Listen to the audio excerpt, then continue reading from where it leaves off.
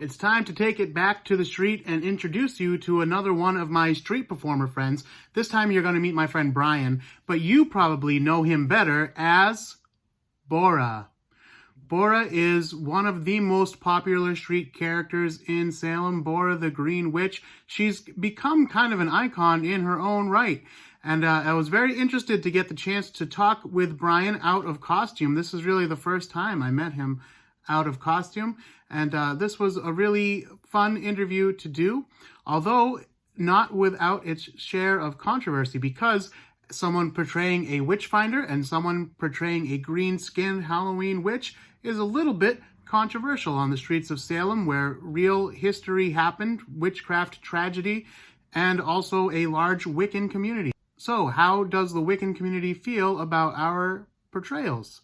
It comes up in this interview. We're also going to find out why Brian fears the Witchfinder IRL.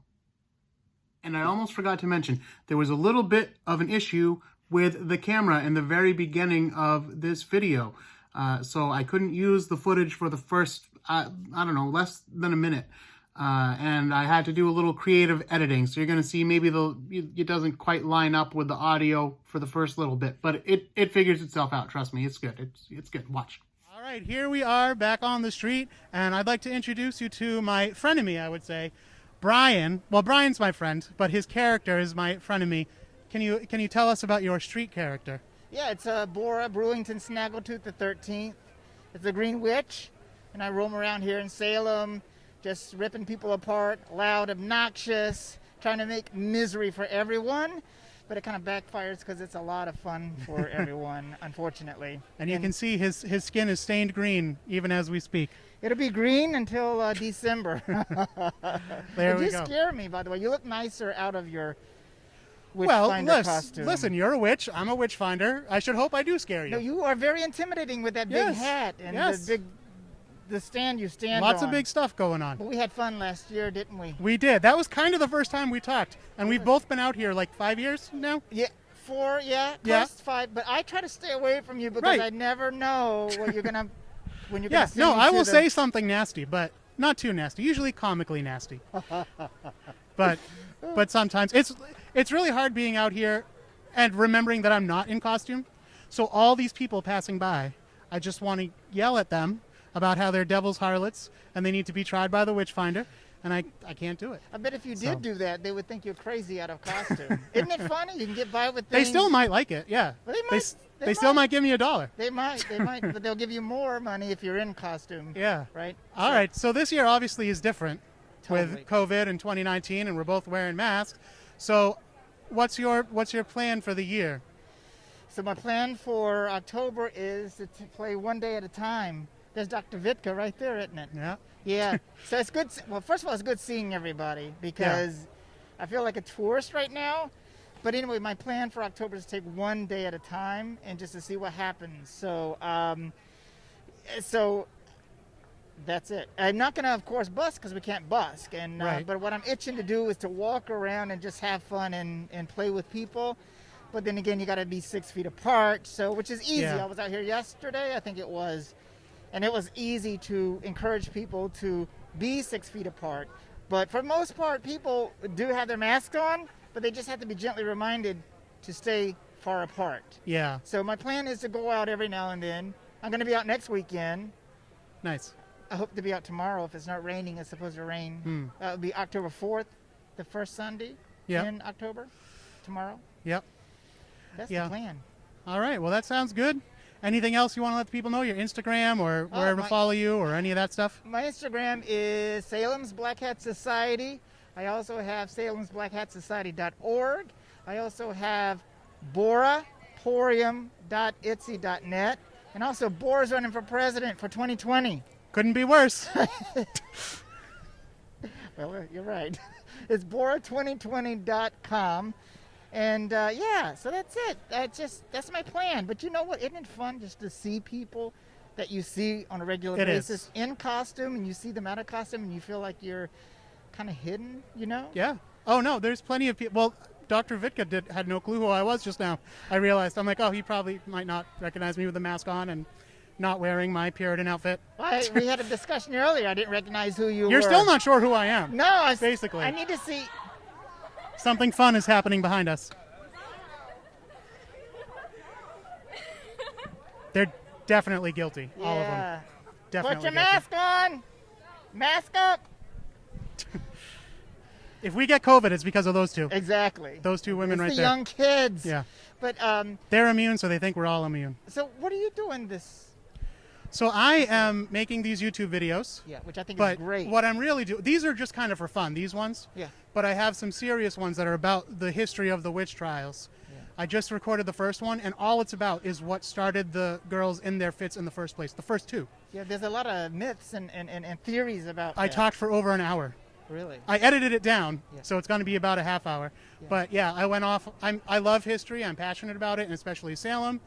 Being from Massachusetts, and I love spooky stuff, so it's right up my alley. So that's my plan, and I'm asking people to donate through GoFundMe, because for my podcast as well as for the Witchfinder. I don't expect to make all the money I would normally make during a season, but my car lease is up this year. And I was kind of hoping this money would be here. Yeah. So I'm hoping to get at least enough for a down payment. So people actually tip those people that are mean to witches. Oh, yeah. Actually, that's a good question if you want to talk seriously for a second. Yeah. Because I did a podcast interview, and the man who interviewed me was offended by your character.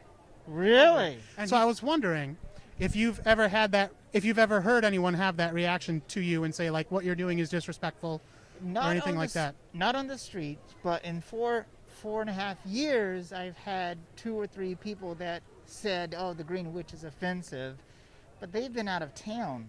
Like in Chicago, one was, Indiana was another one, but my followers jumped all over their butts. Yeah. And I felt embarrassed for the person that was offended because they just tore them up. And I tried to defend, like, they've got their opinion. It's all good. Yeah. That's what we're here for. I think what it is you have to realize that Salem isn't just one thing anymore. It's for everything and for everybody. Like the Wiccans don't have anything to do with 1692 witchcraft either. Nothing. Yeah. But they kind of claim it as their own. But so does Halloween. And Halloween it didn't happen during Halloween. It wasn't Halloween based. They didn't celebrate Halloween, surely. But this is just what the town has become. It's for everything and everybody. So. Well, it is, and that's what makes the town survive, is stepping out of that box and letting people use their imaginations to grow and to find different ways to express their creativity and just to be yourself and have fun. That's what it's all about. Right. But when I first moved here, I had no idea that the Green Witch was offensive to that community.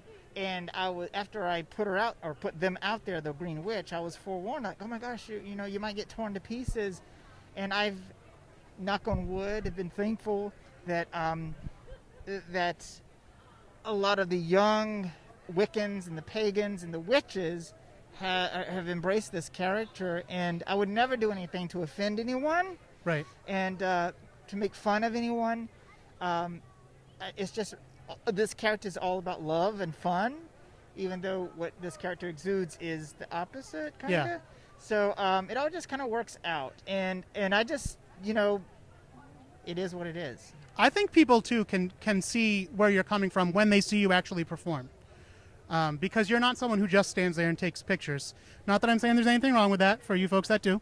But you're not someone who does just stand there and say, okay, take a picture, okay, bye. Like, you have a little, maybe not performance, but you do perform as a character. And I think people can see that it's coming from the right place. It's a lighthearted kind of thing.